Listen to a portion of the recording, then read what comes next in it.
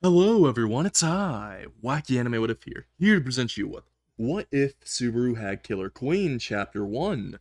New World, New Me.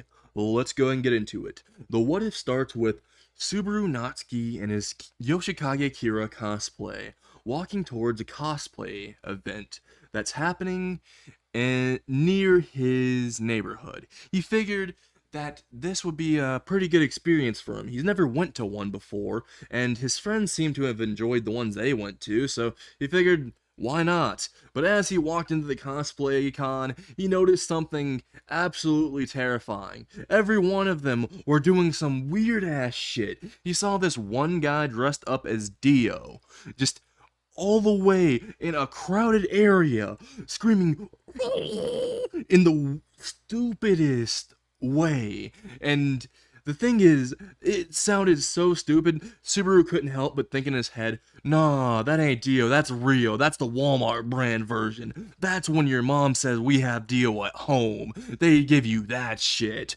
And nah. As he looks towards another cosplayer who's dressed in the same cosplay as him, by the way, Yoshikage Kira and everything.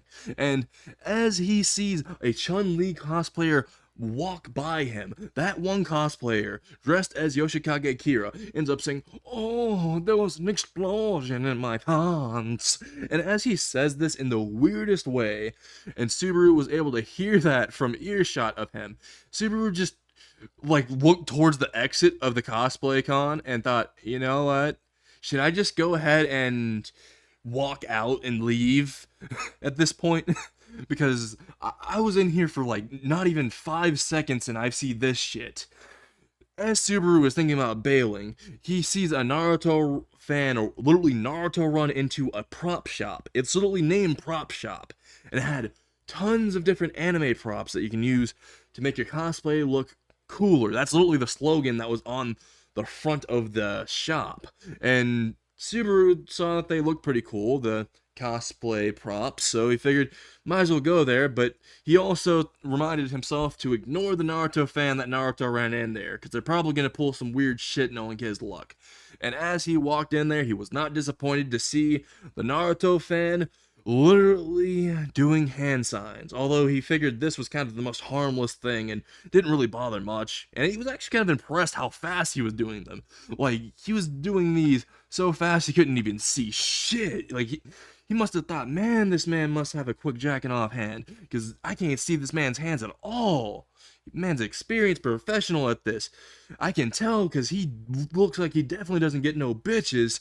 And as Subaru thinks this thought, he goes to explore the prop shop and he sees this most wonderful looking stand arrow, and it looked exactly like the same Requiem arrow that was used by Yoshikage Kira when he got his Requiem ability, and he Requiemed his stand Killer Queen, and Subaru just had to buy it. He saw it was 20,000 yen, and that's 127 American dollars if we're putting it to American, but he just had to have it. It looked too good. So he ended up picking it up, going up towards the cashier and saying, "Hey, I want to go ahead and have this." You notice the cashier was named Jake, and he made a joke. He said, "Hey, so you're not working at State Farm anymore?" You notice that Jake was also wearing khakis, so he found this kind of funny. But Jake said, "Hardy hard har." Anyway, that's 20,000 yen. Go ahead and just hand me the money, and you can just walk out.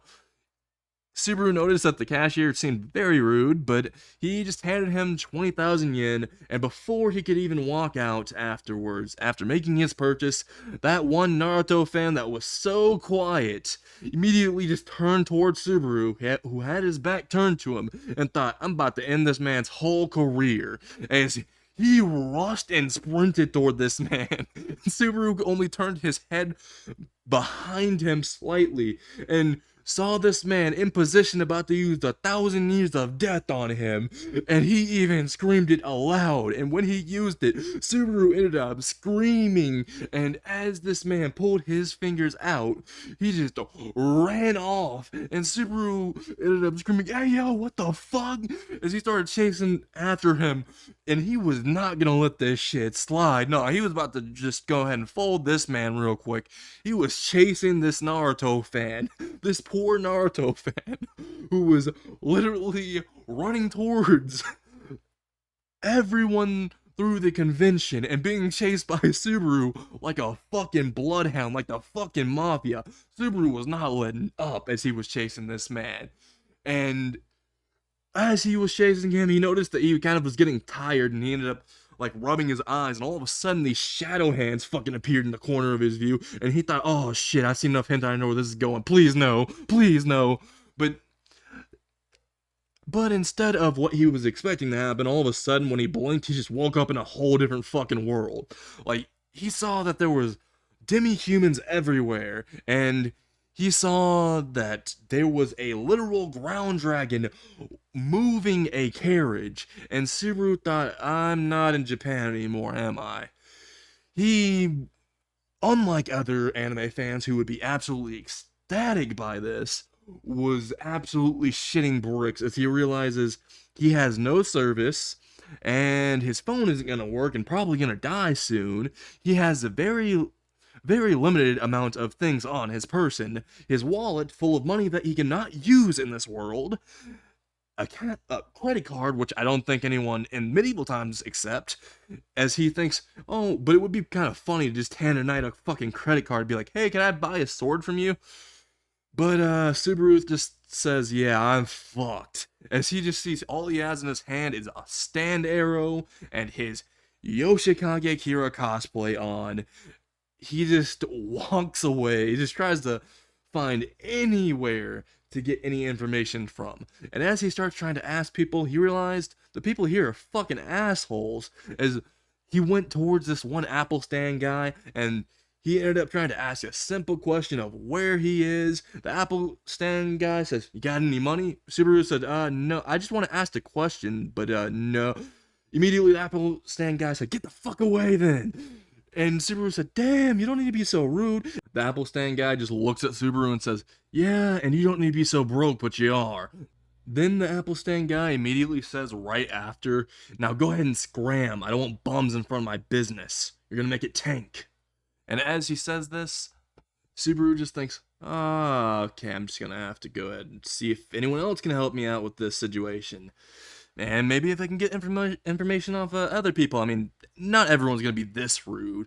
All of a sudden, Subaru, a few hours later, literally is just slumped on a bench that was nearby. And was thinking, well, yeah, apparently they are all this rude. Unfortunately. And as Subaru just thinks this, he ends up remembering the interactions he had.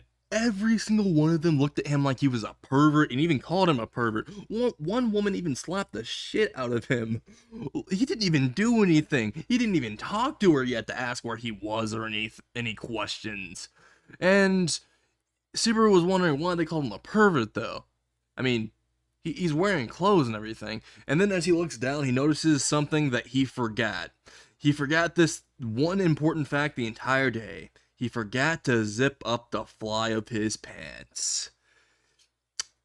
And immediately, Subaru just thought in his head, oh, that's why they called me a pervert.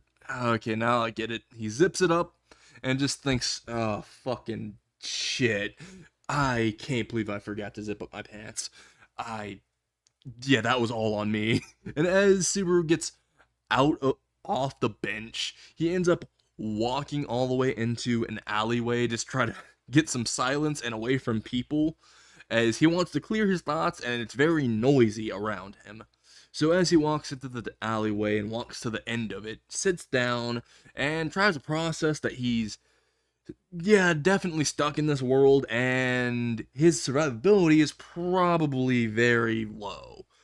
He tries to think of ways to make money, and he can't think of anything, really. I mean, Subaru doesn't really think that there's many jobs that would probably hire him, and he doesn't even know how to read the language. As Subaru is having an existential crisis, 3 people end up walking directly into the alleyway. Subaru can hear the footsteps and he's looking down. He doesn't even look up yet. He just thinks, please don't be anything bad. Please don't be anything bad. He looks up and he sees these 3 fucking thugs looking at him. Subaru immediately says, oh, fuck me. But he didn't expect that all three of them ended up saying, no, you look fucking hideous. And Subaru ended up thinking, okay, I feel even more insulted. And he ended up saying, it's a figure of speech, meaning that my life is fucked right now, and I've already had a hard day, so could you three not rob me? Meanwhile, Ton, Chen, and Khan all just look at him and laugh and say, of course we're gonna rob you. Now hand me your shit. Subaru at this moment felt something familiar to him. It was anger, as he felt it bubbling up because of how bad of a day he's been having. Subaru, instead of just forking over all of his stuff, looks towards the three thugs and says, I've had a bad day, and you three little shits try to rob me. Well, guess what? It's not gonna be easy, now is it? As he runs up towards Khan and kicked the absolute shit out of him, sending him flying like a fucking soccer ball a little bit of ways, and then sucked Chen in the face, sending him to the ground. And as Chen was on the ground, he ended up kicking Ton directly into the face as well after. But he ended up getting his kick fucking grabbed, like by Ton. Like, it was so easy. And Subaru just looked towards Ton and said, can we talk about this? Ton just casually just threw him by his leg all the way to the back of the alleyway. And Subaru, hitting the back of the alleyway, ended up sliding down and coughing up blood from the impact from when his back ended up landing. He ended up trying to get up, and he saw all three of them were just standing there. Those two got up, Chin and Khan, and were looking at him with the meanest glare. And Chin in the middle ended up saying, you know what, let's just kill him and take his stuff. And Subaru noticed that they changed from just trying to rob him to trying to kill him now.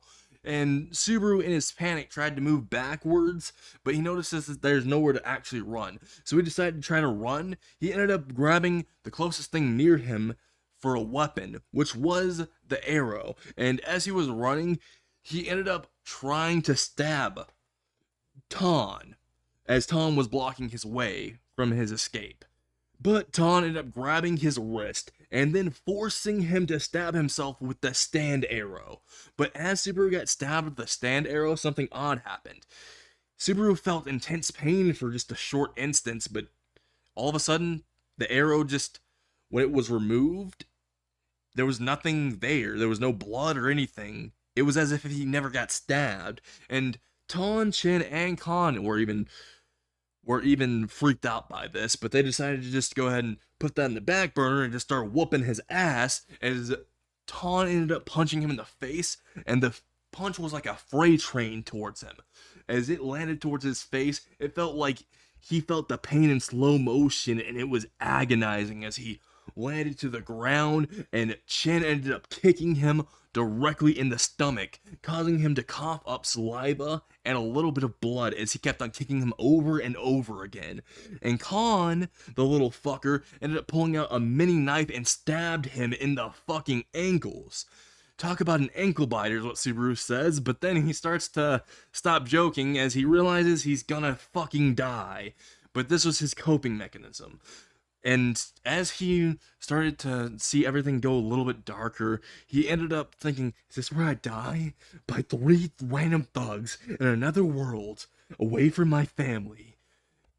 No, I don't want to. And as Subaru ended up thinking this, the intense emotion ended up bringing forth the stand that the stand arrow gave him.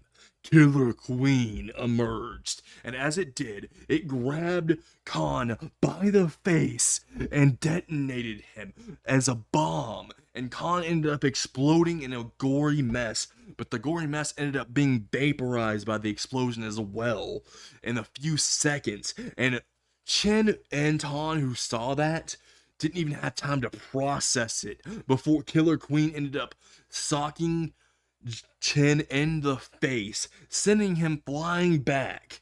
And Ton, the big fucker, ended up stomping Subaru directly on the head, trying to curve stomp him. But Killer Queen just grabbed his foot, and Subaru, who was still panicking, thinking he's gonna die, finally noticed that they stopped attacking him. As he looked up, he saw Killer Queen behind him, protecting him, grabbing Ton's foot from trying to impact his skull.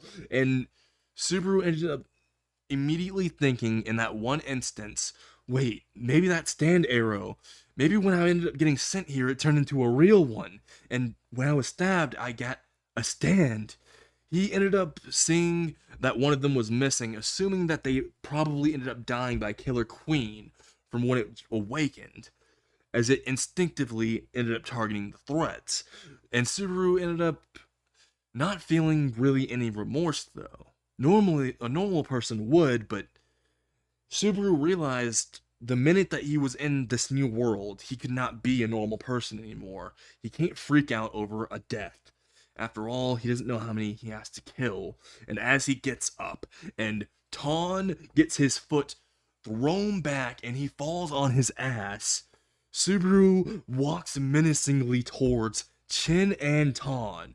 As Chin got up and ran out the alleyway, Ton tried to get up, but Subaru ended up getting too close, and Killer Queen was absolutely in range to attack, and Killer Queen ended up stand barraging Ton to the point where Ton's ribs were cracking immediately upon taking the punches, and he was vomiting blood massively, and each stand barrage punch ended up causing many explosions, and as Ton ended up exploding and there was no mess left, Subaru ended up trying to walk out of the alleyway before a voice stopped him, as she ended up seeing what he did, and this voice was none other than Amelia. But that's where the what if ends. I hope you all enjoyed it, and if you did, make sure you smash that like button, destroy that subscribe button, and I'll see you all next time.